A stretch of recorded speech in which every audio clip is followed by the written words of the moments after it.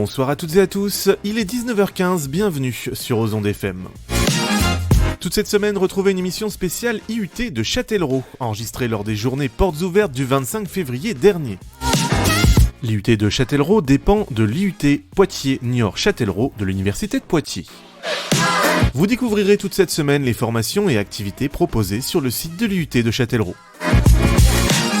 Aujourd'hui, présentation du département Mesures physiques.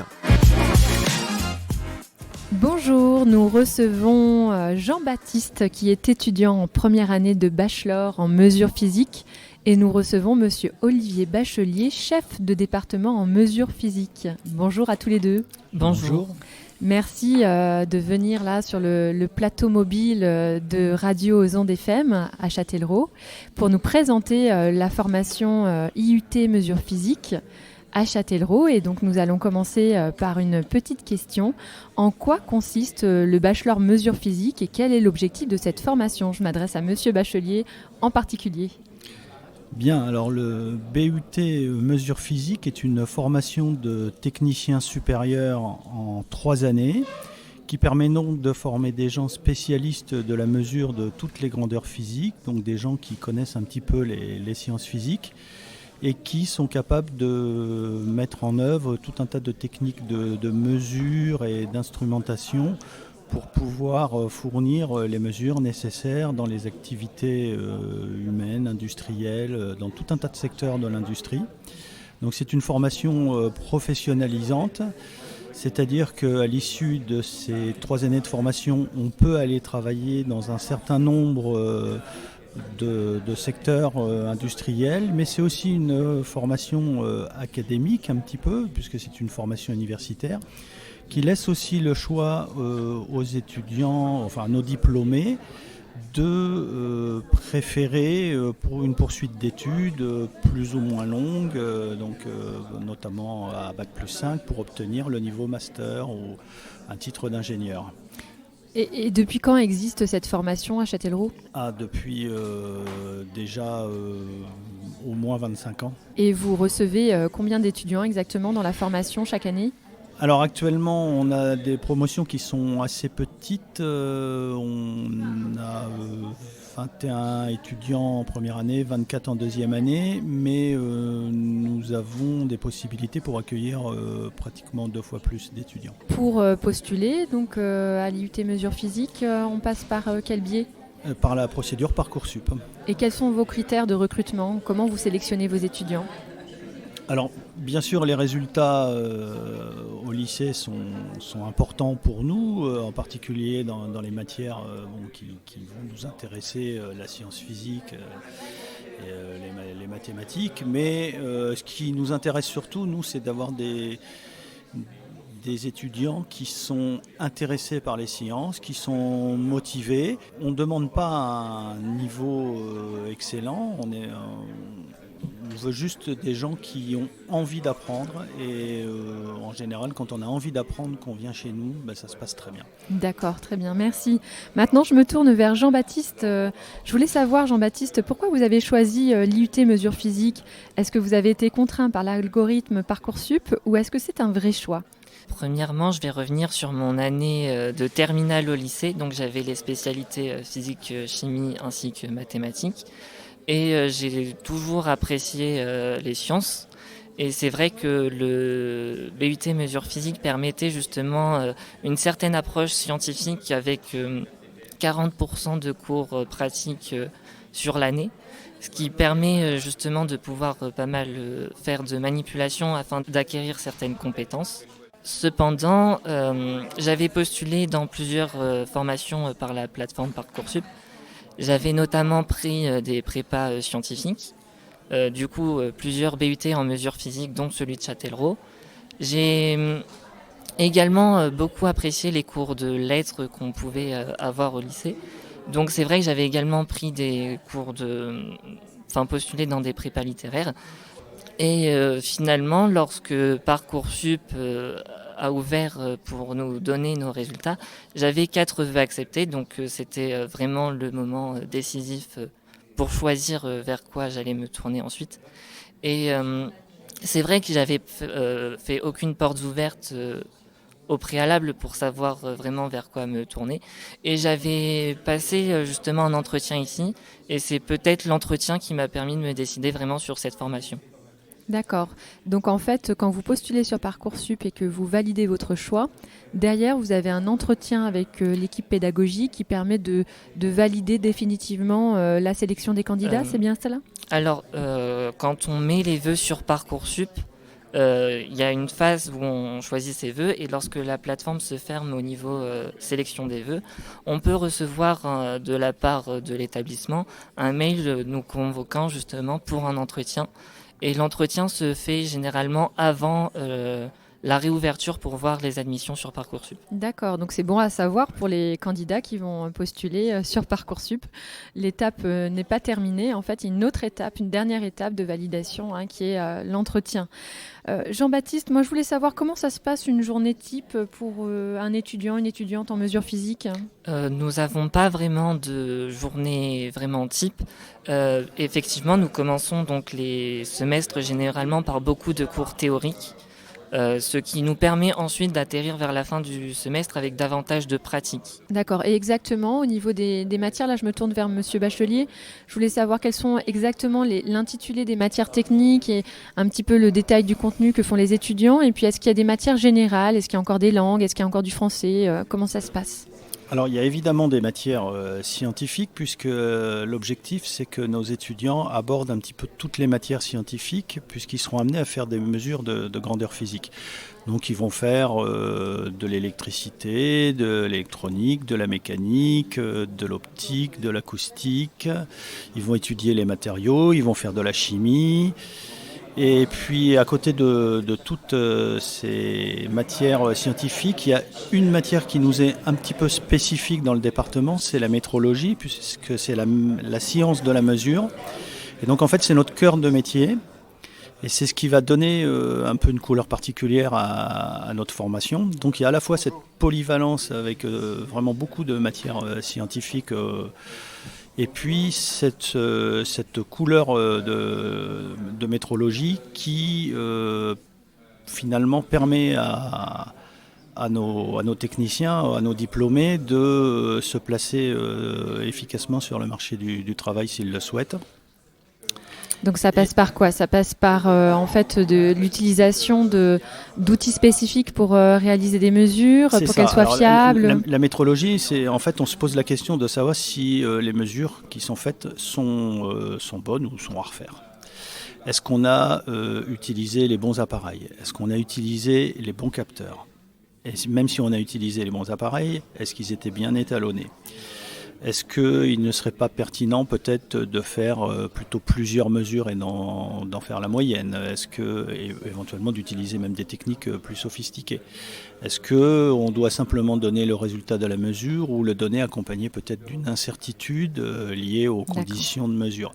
Voilà, ce sont toutes ces questions qui sont extrêmement courantes dans le monde industriel, que nos étudiants étudient et donc ils sont à même, une fois en entreprise, de mettre en œuvre toutes ces techniques métrologiques. Et à côté donc de ces matières scientifiques dont la métrologie, il y a toujours une formation à la communication, à l'expression, notamment nos étudiants apprennent à faire des lettres de motivation, apprennent à faire des CV. Et très important aussi, il y a toujours de l'anglais et il y a même quelques enseignements de matières scientifiques en anglais, un petit peu, notamment en deuxième année.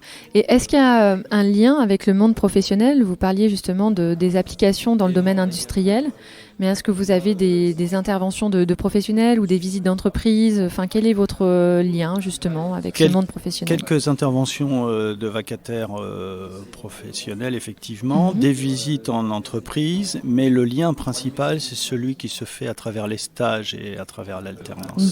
D'accord, très bien. Les stages, ils commencent à partir de quand ? De la première année ?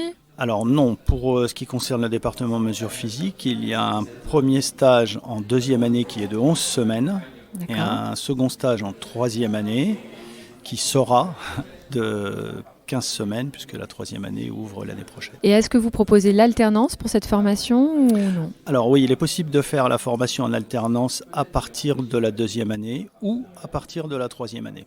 Je me tourne maintenant vers Jean-Baptiste parce que si j'ai bien compris, il y a aussi des projets un petit peu particuliers que vous menez qui sortent un peu pas du domaine scientifique, non, parce que c'est en lien, mais vous allez nous en parler un petit peu plus puisque finalement la radio ne vous est pas inconnue. Vous êtes venu plusieurs fois dans nos studios et notamment enregistré les épisodes de Voyage Cosmique qui s'insèrent dans une émission qui s'appelle Le Globe, donc une émission de vulgarisation scientifique qui est justement animée par les étudiants de mesures physiques et de réseau et télécommunications à l'IUT.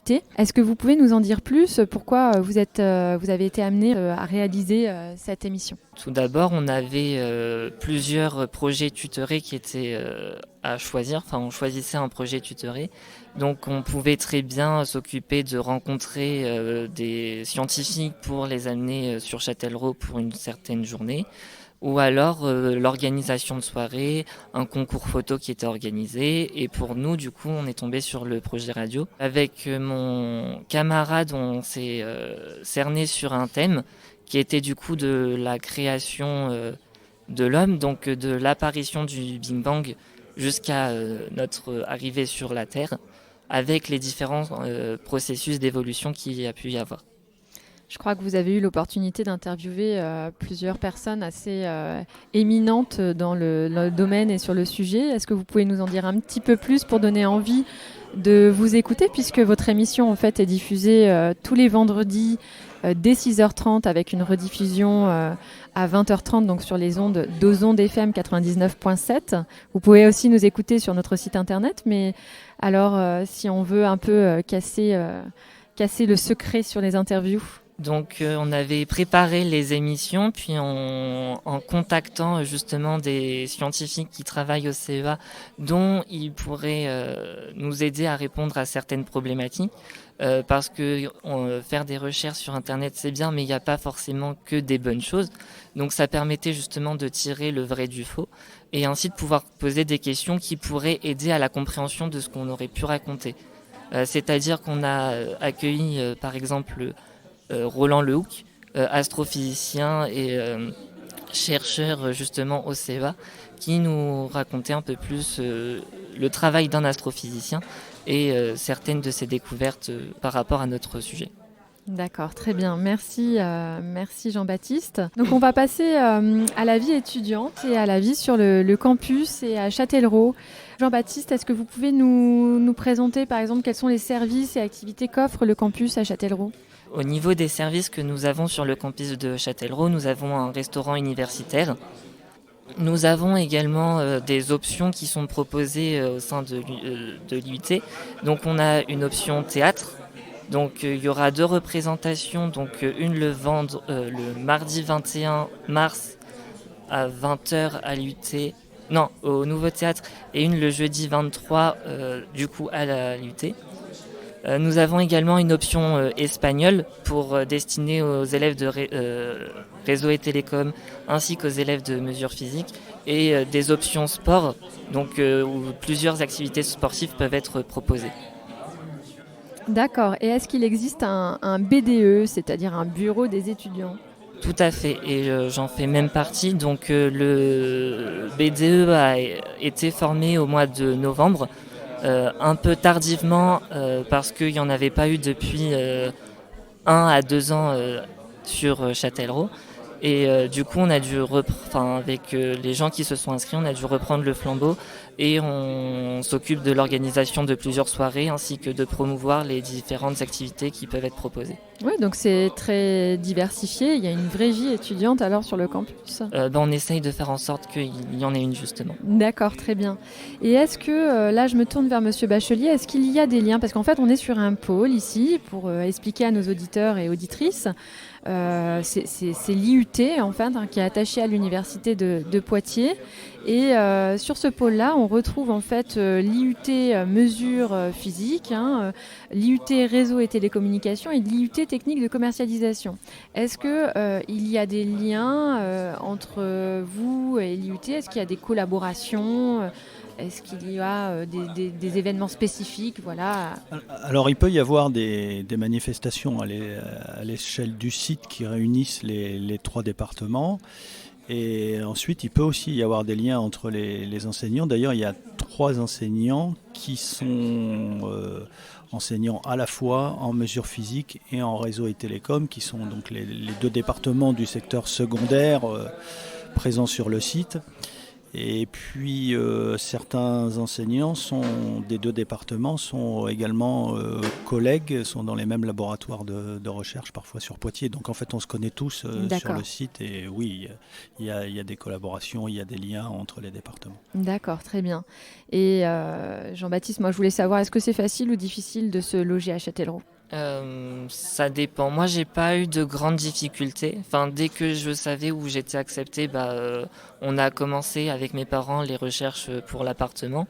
Et donc, du coup, en s'y prenant au tout départ, on avait quand même certaines offres et du coup, en visitant, ça m'a permis d'avoir un choix définitif. D'accord. Et d'où venez-vous à l'origine, Jean-Baptiste ? Moi, je viens de l'Indre, à la campagne, donc vers Bélabre, et j'étais au lycée du Blanc. Et quand vous êtes arrivé à Châtellerault, est-ce que vous êtes adapté facilement à la vie châtelleraultaise ou est-ce que vous avez eu des petites complications ? Comment ça s'est passé pour vous, votre insertion ici ? Non, ça s'est très très bien passé. Il n'y a pas eu de grandes difficultés. Et par rapport à la ville, à la qualité de vie au quotidien, selon vous, quels sont les points positifs de la vie châtelleraultaise ? Il y a pas mal d'occupations disponibles, notamment au sein de l'UT, donc on peut faire du sport, mais il y a d'autres associations qui permettent de faire du sport. Il y a également, au niveau culturel, souvent des pièces de théâtre à aller voir, et il y a même un ou plusieurs cinémas. En matière de mobilité, est-ce que vous avez le permis, une voiture ou comment vous faites pour vous déplacer ? Alors j'ai mon permis et effectivement une voiture, mais pour me déplacer, je préfère utiliser mon vélo pour venir à l'UT. Alors vous êtes en première année, hein, vous nous avez dit de bachelor en mesure physique. Tout à fait.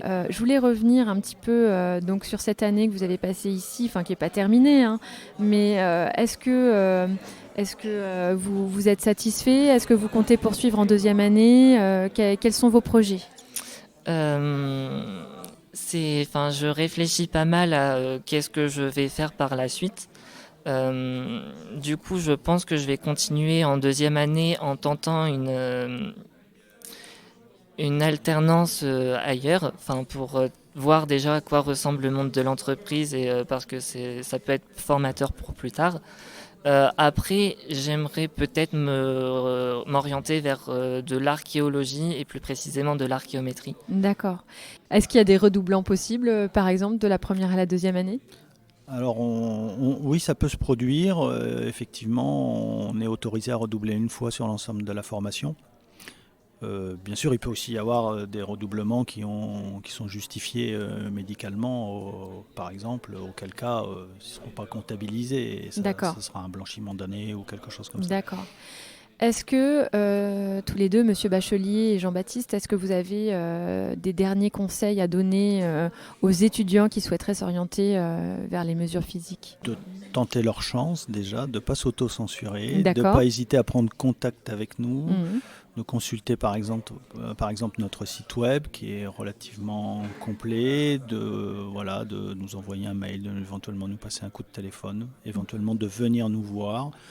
On propose même aux lycéens des immersions individuelles, ça veut dire qu'ils peuvent passer par exemple une demi-journée au sein du département et se retrouver en classe avec nos étudiants. Ça s'est produit cette semaine d'ailleurs. On a quatre lycéens qui sont venus passer une demi-journée parmi nous. Donc il faut se renseigner, il faut venir nous voir et puis il faut savoir aussi que on a des promotions un petit peu à taille humaine et qu'on est très attentif à ce que vivent nos étudiants, donc on a en quelque sorte un encadrement assez rapproché. Oui. Et ça c'est quelque chose, je pense, dont les élèves nous remercient par la suite. D'accord. Voilà. Et vous, Jean-Baptiste ?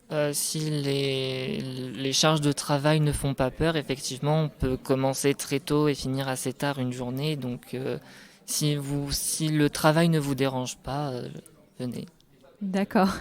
Donc ça veut dire qu'il faut, et évidemment, c'est à partir du moment où on rentre dans un processus d'études dans le supérieur, il faut fournir effectivement un effort de travail. Donc derrière, le travail permet de faire progresser et aussi assure la réussite dans le parcours d'études.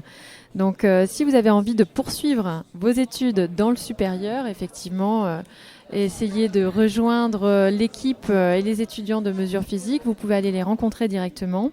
Un grand merci à toi, Jean-Baptiste, pour ce témoignage très riche. Je sais que tu as dû demander à ton professeur de t'éclipser puisque vous avez des TD le samedi matin. TP exceptionnel en chimie. Voilà, merci beaucoup. Et puis merci à Monsieur Bachelier, encore une fois, d'être venu. Merci à vous. Voilà, pour nous avoir présenté cette formation. Donc je rappelle Monsieur Bachelier qui est chef de département en mesures physiques. Merci beaucoup à vous deux pour cette interview. À très bientôt.